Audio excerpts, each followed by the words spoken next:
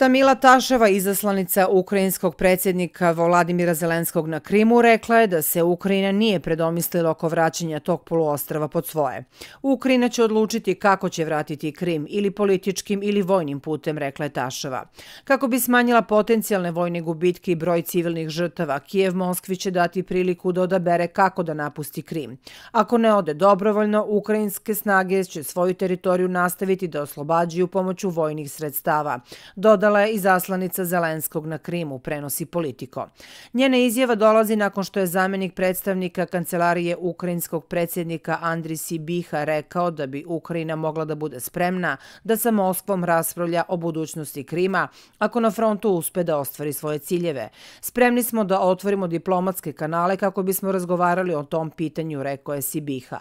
To ne znači da isključujemo mogućnost da ćemo Krim osloboditi vojnim putem, dodao je on.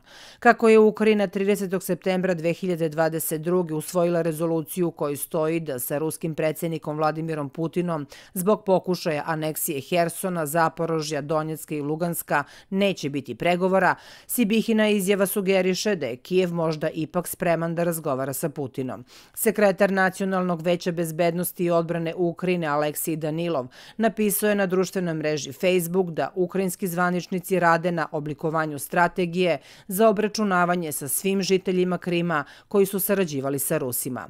Danilov je predložio da se dislociraju svi Rusi koji su se nakon 2014. doselili na Krim i da se Ukrajincima vrati imovina koja im je ukradena.